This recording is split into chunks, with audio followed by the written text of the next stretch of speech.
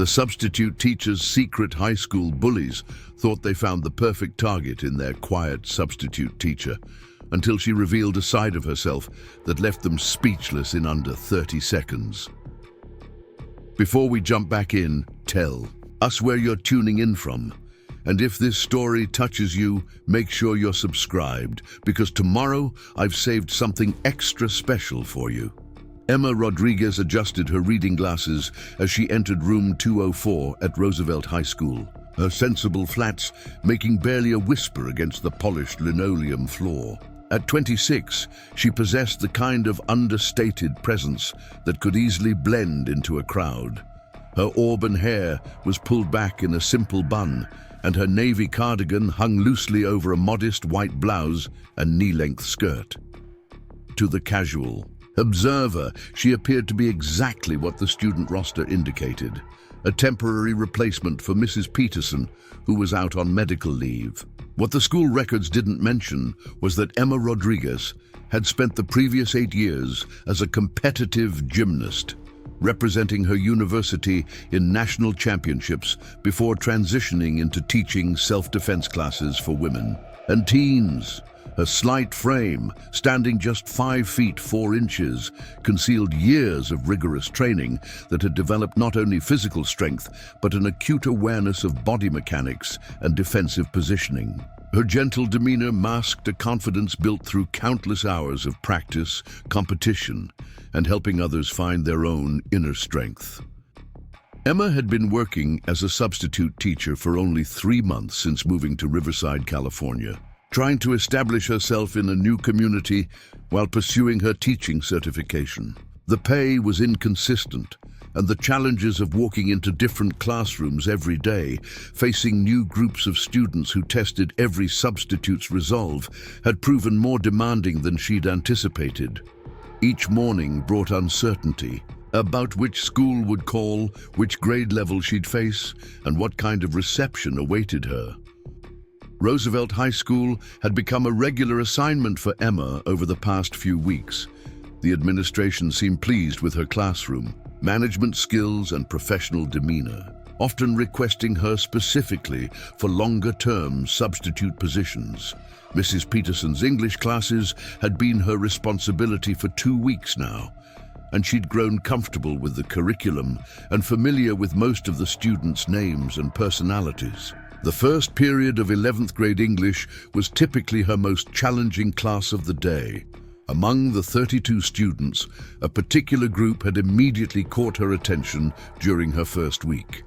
Tyler Bennett dominated the back corner of the classroom with his imposing 6-foot frame and the confident swagger that came from being Roosevelt's star quarterback. His Letterman jacket, which he wore despite the warm May weather, served as a constant reminder of his status in the school's social hierarchy. Madison Cole occupied the desk beside Tyler, her perfectly styled blonde hair and designer clothes, marking her as someone accustomed to attention and admiration. She possessed the kind of sharp beauty that intimidated other students and the social awareness to know exactly how to wield her influence. Her relationship with Tyler had cemented her position at the top of the school's social structure, and she seemed to relish the power that came with it. Kyle Patterson completed the trio, sitting directly behind Tyler with the eager attentiveness of someone desperate to maintain his place in the inner circle. His nervous energy and quick laughter at Tyler's comments revealed his role as the enthusiastic follower, always ready to amplify whatever mood Tyler set for the group. From Emma's first day in the classroom, she'd noticed how other students seemed to navigate around this trio, giving them a wide berth and avoiding direct eye contact. The social dynamics were immediately apparent. Tyler, Madison, and Kyle had established themselves as the unofficial rulers of the classroom, and their presence affected every interaction within those 4 walls. Emma had initially tried to engage with them the same way she approached all her students, with respectful professionalism and genuine interest in their academic progress. She'd learned early in her substitute teaching career that building rapport with the influential students often set the tone for the entire class period. However, her attempts at normal teacher-student interaction had been met with barely concealed amusement and whispered comments that she couldn't quite catch, but could definitely feel. During her second week with Mrs. Peterson's classes, the testing had begun in earnest. It started subtly. Tyler would ask elaborate questions that seemed designed more to waste time than seek understanding, while Madison would make theatrical sighs whenever Emma tried to redirect the class's attention to the lesson plan. Kyle's contribution usually involved poorly timed coughing fits or the mysterious sound of his pencil repeatedly hitting the floor. Emma had encountered similar behavior in other schools and classrooms. It was part of the territory that came with being a substitute teacher. Students naturally tested boundaries with temporary authority figures, and she developed strategies for maintaining classroom control while remaining fair and respectful. She believed in treating every student with dignity, regardless of their behavior, and had found that consistency and patience usually won over even the most resistant groups. What distinguished the situation at Roosevelt was the particular intensity of the testing and the way it seemed to be escalating rather than settling into a manageable routine. Emma noticed that other students in the class had begun watching these interactions with increasing discomfort, creating an atmosphere of tension that made focusing on academic content increasingly difficult. Jessica Kim, a quiet student who sat in the front row, had begun glancing back nervously whenever Tyler's group became particularly disruptive. Her obvious anxiety suggested that she'd witnessed this pattern before with other substitute teachers, and Emma wondered how many temporary instructors had struggled with this same group of students. The classroom itself seemed to reflect the social dynamics at play.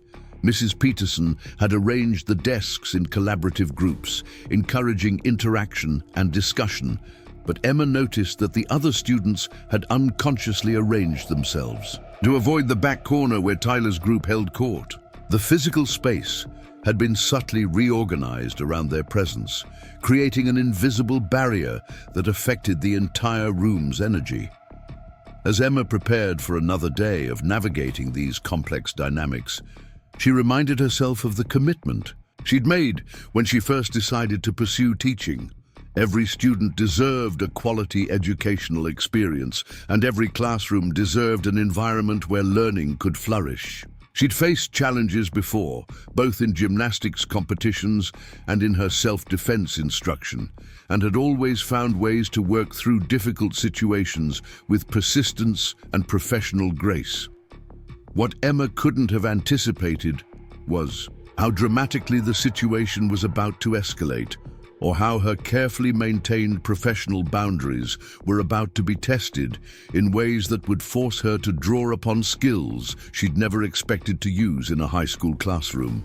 The foundation of Emma's restraint lay deeply rooted in her past, stretching back to her childhood in Phoenix, Arizona, where her grandmother had raised her with unwavering principles about strength and dignity.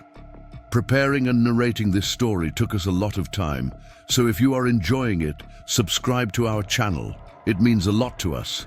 Now back to the story. Elena Rodriguez had been a formidable woman who'd immigrated to the United States with nothing but determination and an unshakable belief that true power came from discipline, not dominance. She'd enrolled 8-year-old Emma in gymnastics not for competition, but for the character development that came from learning to control one's body and mind under pressure. Elena's most important lesson had been delivered during Emma's teenage years, when a heated argument with a teammate had nearly escalated to physical confrontation. Her grandmother had sat her down that evening and explained the difference between strength and aggression, between defending oneself and seeking revenge. Elena had made Emma promise that her physical abilities would only be used to protect herself or others who truly needed help, never to prove a point or settle a score. That promise had carried Emma through 8 years of competitive gymnastics, where the pressure to succeed often created intense rivalries and conflicts with other athletes. She'd learned to channel frustration into more precise routines, to transform anger into focused energy that improved her performance, rather than destructing her relationships. Even when other competitors had tried to intimidate her or undermine her confidence before major competitions, Emma had maintained her composure and let her skills speak for themselves. The transition from competitive athletics to teaching had felt natural to Emma because both required patience, persistence, and the ability to help others discover their potential. Her evening self-defense classes at the Riverside Community Center had become her way of honoring her grandmother's teachings while building something meaningful in her new community. 3 nights a week, she worked with women and teenagers who'd experienced various forms of intimidation or assault, helping them develop both physical techniques and the mental confidence to protect themselves.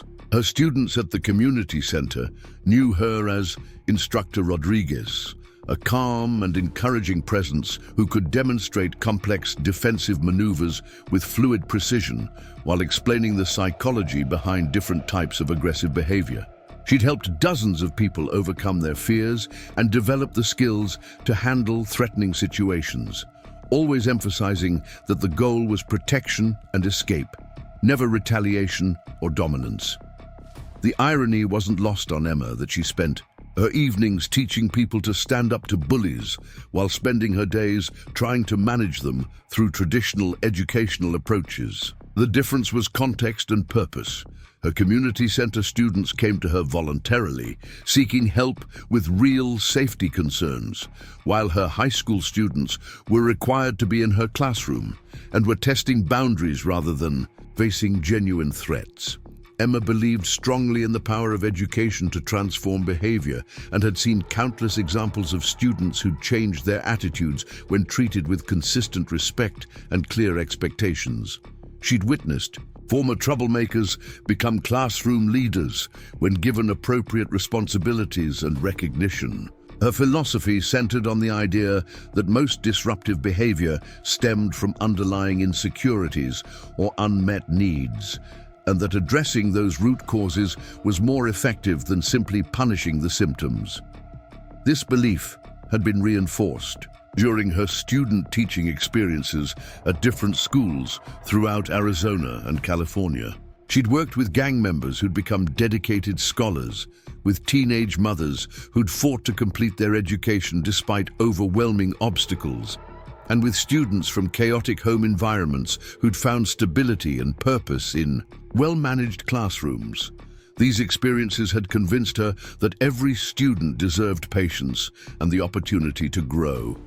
However, Emma was also realistic about the challenges facing substitute teachers in modern high schools. She understood that her temporary status made her an appealing target for students who wanted to test limits without facing long-term consequences.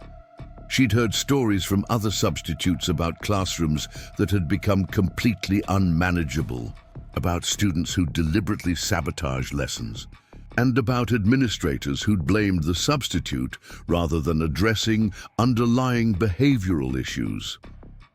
The specific dynamics at Roosevelt High School were becoming clearer to Emma with each passing day. Tyler Bennett's influence extended far beyond her classroom, and his treatment of substitute teachers appeared to be part of a well-established pattern. She'd begun noticing how other students watched his interactions with her, as if they were waiting to see whether she would survive the testing period or become another casualty in a long line of temporary instructors who'd been driven away. Madison Cole's role in this dynamic was particularly calculated.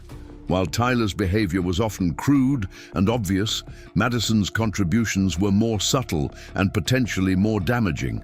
She had a talent for making comments that sounded innocuous to any adult who might overhear, but carried clear messages of disrespect and challenge. Her ability to rally other students with just a look or gesture suggested years of practice in social manipulation. Kyle Patterson's participation seemed driven primarily by his desire to maintain his position in Tyler's inner circle.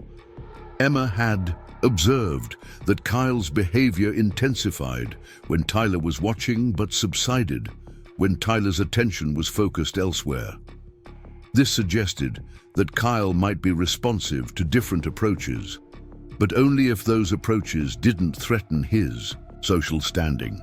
The broader classroom environment reflected these power struggles in ways that affected every student's learning experience. Emma noticed that discussions became stilted when controversial topics arose, as if students were afraid that their opinions might draw unwanted attention from Tyler's group. Group projects were consistently disrupted by the trio's reluctance to participate meaningfully, forcing other students to compensate for their lack of contribution. Jessica Kim had become an unofficial barometer for the classroom's emotional temperature. Her visible anxiety during certain interactions suggested that she'd witnessed escalating conflicts before, possibly with other substitute teachers who'd struggled to manage Tyler's behavior. Emma had tried to engage Jessica in private conversations, but the girl seemed reluctant to discuss anything beyond the immediate academic content. The school's administration had been supportive, but somewhat vague when Emma had attempted to discuss classroom management challenges. Principal Harris had assured her that Tyler was basically a good kid who was under a lot of pressure with college recruitment, and suggested that patience and understanding would eventually win him over. This response had left Emma wondering whether previous substitute teachers had raised similar concerns and been given similar reassurances. Emma's evening classes at the community center provided a stark contrast to her daytime experiences at Roosevelt. There, she was respected and appreciated for her expertise, working with motivated individuals who valued what she had to offer. The difference in environments highlighted just how challenging the substitute teaching role had become and how much energy she was expending to maintain her professional demeanor in increasingly difficult circumstances. As the third week of her assignment in Mrs. Peterson's classroom approached, Emma found herself spending more time planning not just lessons, but strategies for managing disruptions and maintaining educational focus despite the ongoing challenges. She remained committed to her principles about treating all students with dignity and finding positive ways to redirect negative behavior. But she was also beginning to recognize that the situation might require more decisive action than she'd initially anticipated. The shift in dynamics became apparent on Monday morning when Emma arrived at Roosevelt High School to find graffiti scrawled across the whiteboard in room 204. The message, written in thick black marker, read, "Substitutes," stuck with several crude drawings accompanying the text. This calculating approach to disruption revealed a more serious problem than simple classroom management challenges. The pattern of harassment intensified over the following days, evolving from classroom disruptions into more personal attacks that followed Emma throughout the school building. Tyler had apparently decided that his first period English class provided insufficient opportunities for his entertainment, and he began orchestrating encounters in hallways, the faculty parking lot, and even near the main office where Emma picked up her daily assignments. Tuesday morning brought the first incident outside the classroom when Emma arrived at Roosevelt to find her car windshield covered with sticky notes. Each note contained a different message, questioning her qualifications, her appearance, or her right to teach at their school. The notes were written in different handwriting styles, suggesting that Tyler had recruited additional participants for his campaign of intimidation. Emma spent 15 minutes removing the adhesive papers while other staff members walked past without offering assistance or acknowledging what was clearly a targeted harassment effort. The messages themselves were carefully crafted to avoid language that would constitute clear threats or violations of school policy. Instead, they featured comments like, "Maybe try teaching elementary school instead," and "Substitutes should know their place," along with crude drawings that managed to be insulting without being explicitly inappropriate. The sophistication of the harassment suggested that Tyler and his associates had experience with pushing boundaries while avoiding consequences. During that day's first period, Tyler's behavior became more aggressive and personal.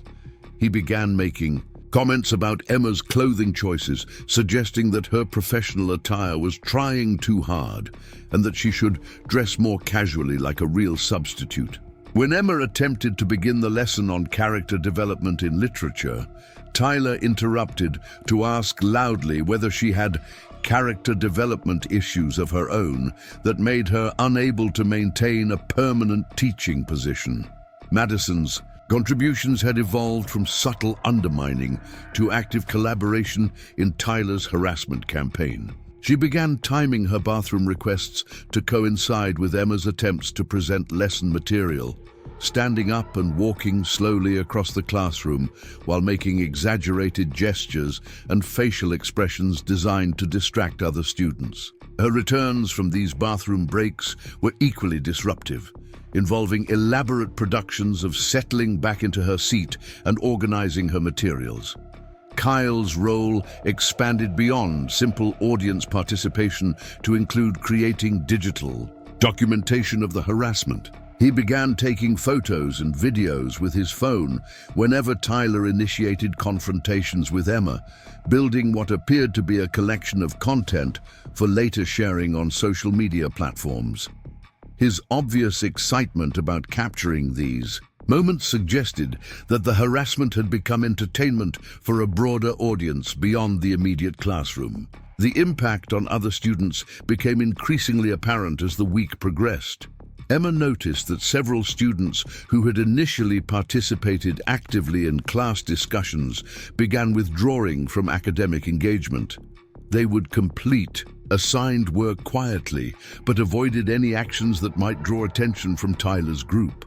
The classroom atmosphere had shifted from one of learning and growth to one of tension and avoidance. Jessica Kim's behavior became particularly concerning to Emma.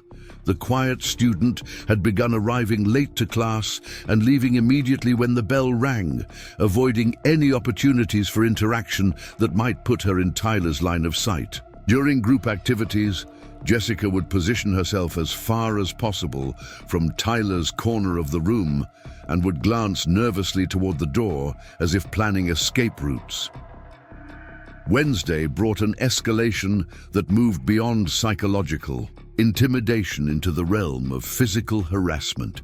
As Emma walked through the hallway between classes, Tyler appeared beside her and began matching her pace while making loud comments about her weird walk and suggesting that she probably learned to walk differently in her country.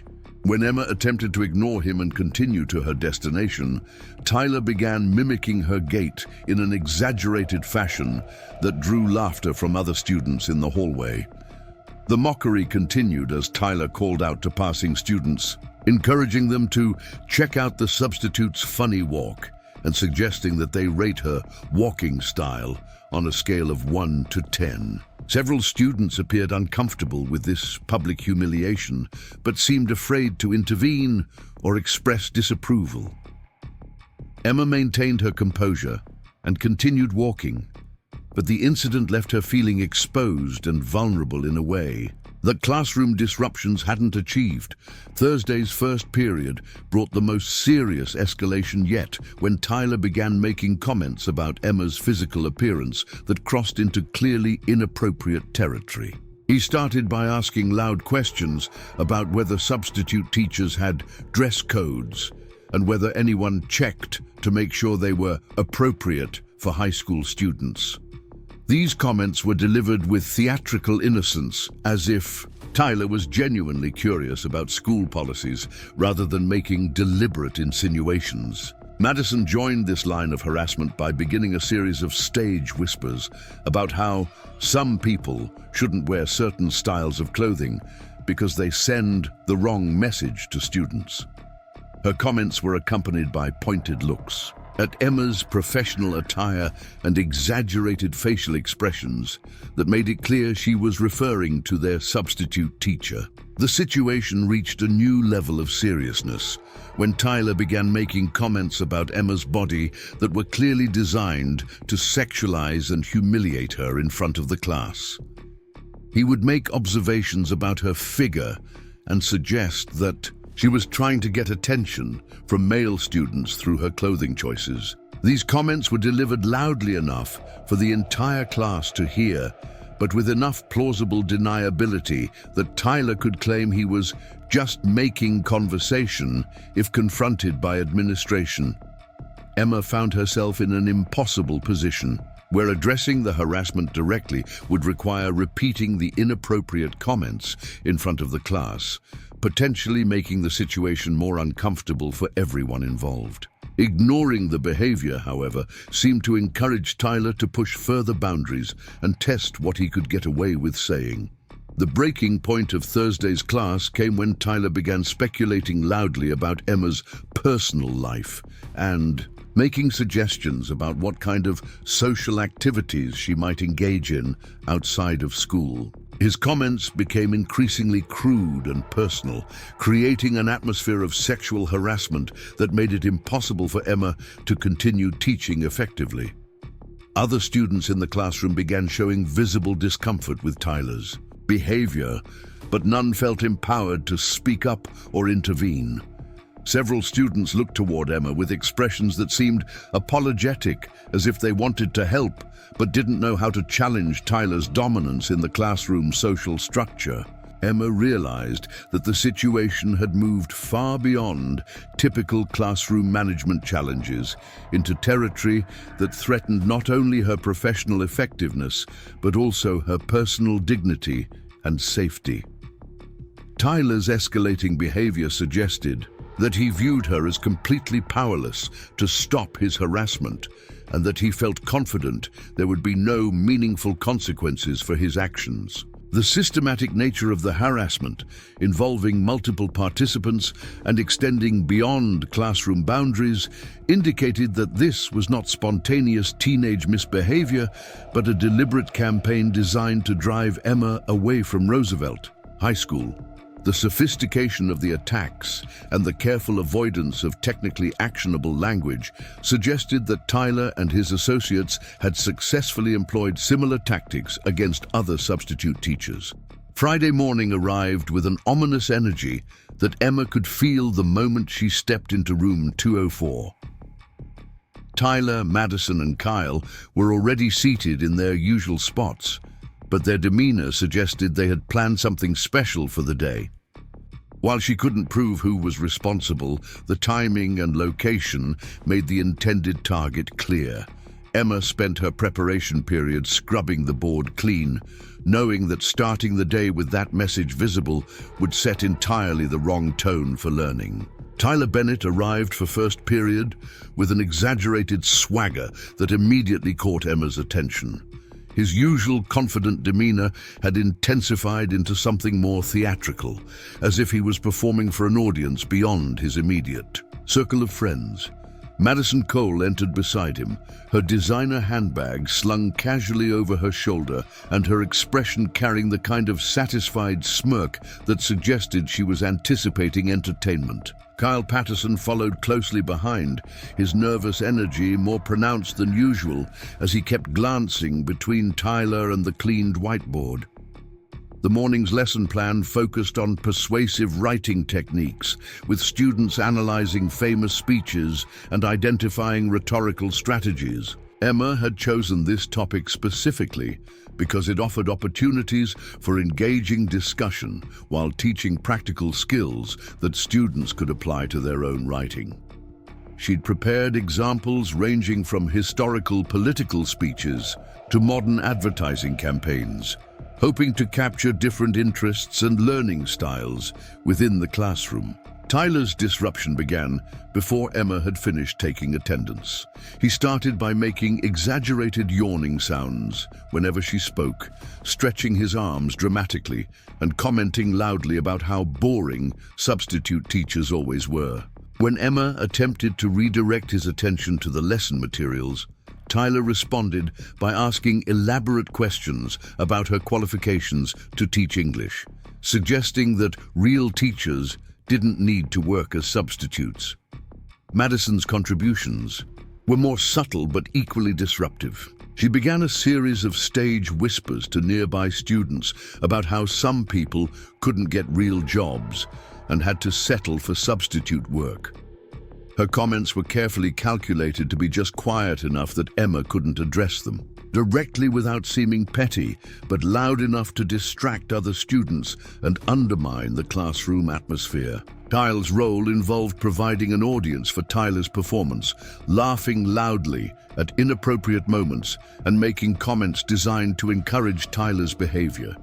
He also began deliberately dropping his books and pencils repeatedly, creating a constant soundtrack of distracting noise that made it difficult for other students to concentrate on the lesson content. Emma attempted to manage these disruptions through standard classroom management techniques. She moved closer to Tyler's desk while continuing to teach, using proximity to discourage inappropriate behavior. She called on him directly to answer questions about the lesson content, trying to engage him constructively in the academic discussion. She offered positive reinforcement to students who were participating appropriately, hoping to model the behavior she wanted to see. However, these traditional approaches seemed only to encourage more creative forms of disruption. Tyler began making comments about Emma's appearance that walked the line between inappropriate and actionable. He would compliment her professional outfit in a tone that made it clear he wasn't being respectful, or suggest that she looked tired and should consider finding a less stressful job. The situation escalated when Emma assigned a group activity requiring students to work together on analyzing different persuasive techniques. Tyler loudly announced that he didn't want to work with anyone who actually cares about this stupid assignment and began recruiting other students to join his resistance. Madison started a competing conversation about weekend social plans that deliberately drew attention away from the academic work. Other students in the classroom began responding to this disruption in ways that revealed the broader impact of Tyler's behavior. Jessica Kim appeared increasingly anxious, glancing repeatedly between Emma and Tyler's group as if waiting for a confrontation.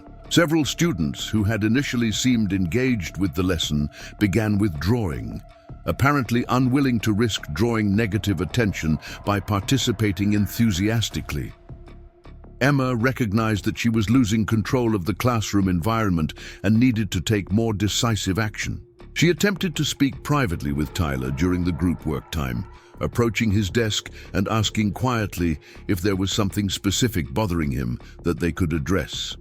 This direct approach backfired when Tyler responded loudly, enough for the entire class to hear, claiming that he was just trying to have fun and didn't understand why she was targeting him. The public nature of Tyler's response put Emma in a difficult position.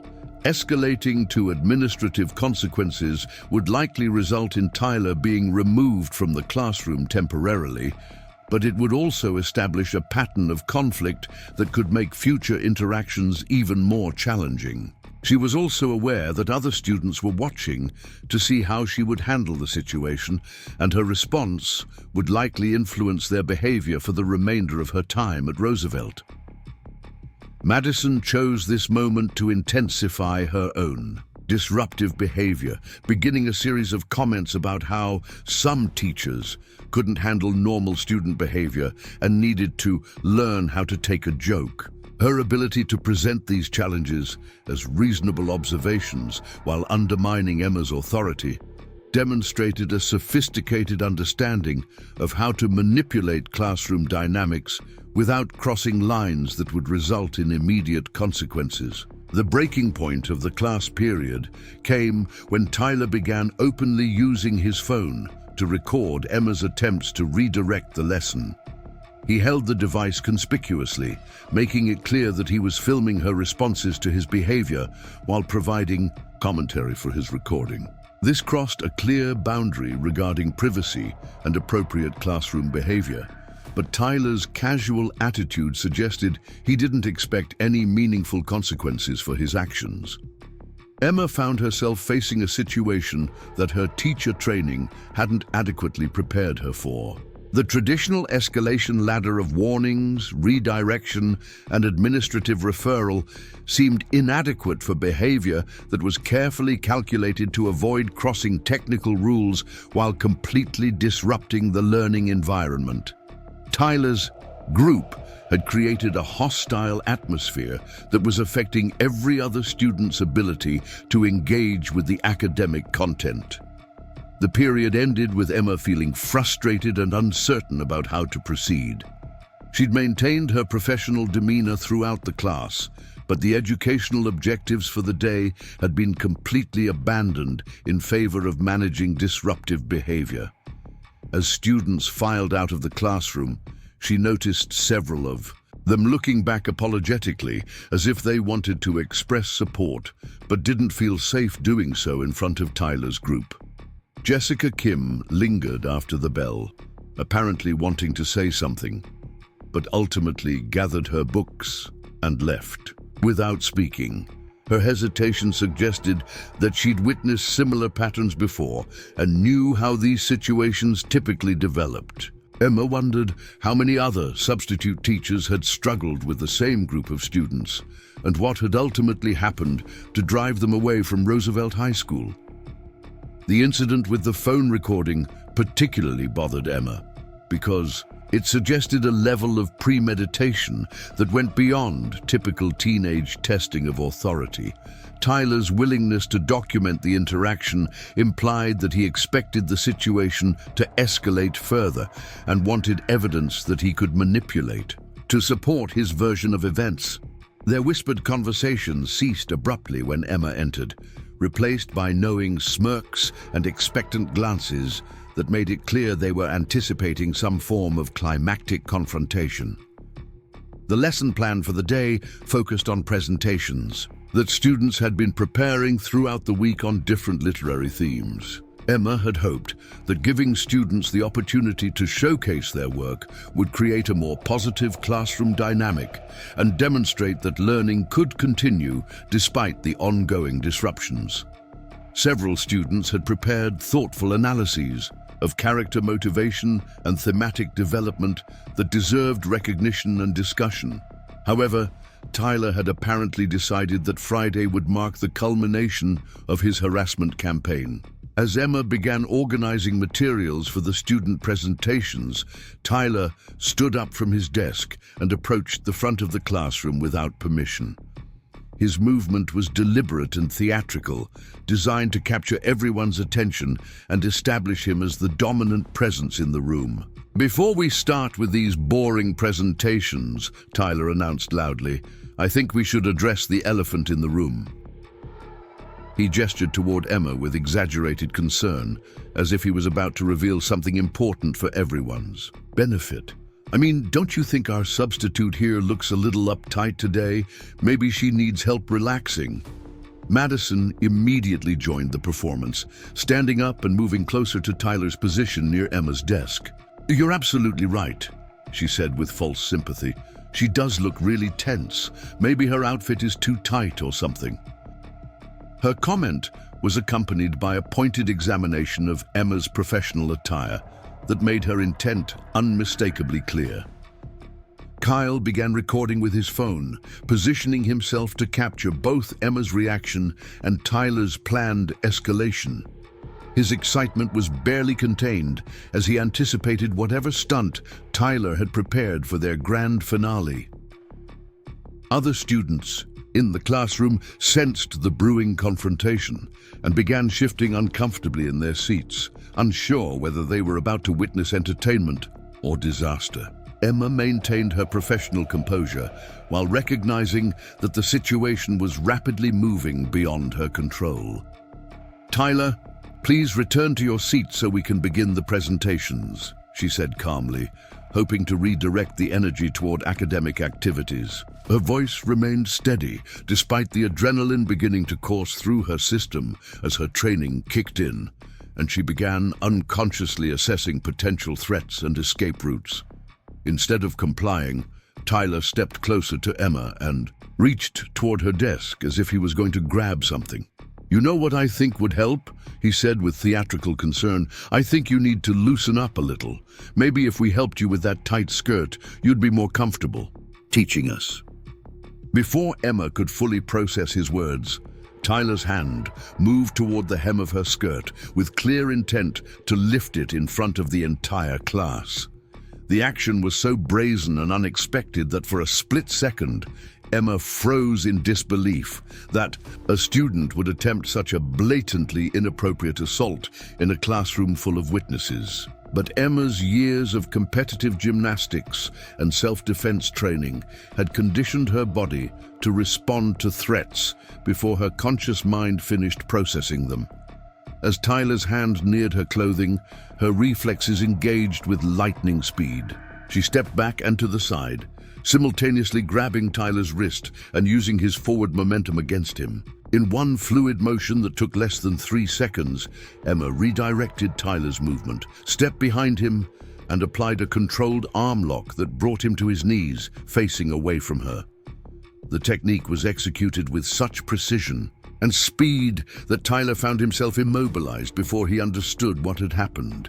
Emma applied just enough pressure to control his movement without causing injury, her voice calm and steady as she spoke. "You will never touch me or any other woman without permission," Emma said clearly, her words carrying the authority of someone completely confident in her physical capabilities. "Do you understand me?" The classroom fell into absolute silence as 30 students witnessed their substitute teacher demonstrate skills that none of them had imagined she possessed. Tyler's cocky demeanor evaporated instantly, replaced by shock and humiliation, as he realized he was completely helpless in Emma's grasp. Madison stood frozen with her mouth open, while Kyle's phone captured his friend's total defeat. Other students stared in amazement at the transformation of their quiet substitute teacher into someone who commanded immediate respect through demonstrated competence. Principal Harris arrived within minutes, having been summoned by a student who had run to the office during the confrontation. He found Tyler sitting in his desk looking shaken, Emma calmly organizing her materials, and a classroom full of students who seemed stunned by what they had witnessed. Multiple phone recordings provided clear evidence of Tyler's inappropriate behavior and Emma's measured response. The aftermath brought swift consequences for Tyler and his associates, including suspension and removal from Roosevelt High School's athletics program. Emma accepted a permanent teaching position at Roosevelt, where her reputation for both academic excellence and the ability to maintain classroom respect made her one of the most requested instructors in the building. Up next, you've got 2 more standout stories right on your screen. If this one hit the mark, you won't want to pass these up. Just click and check them out.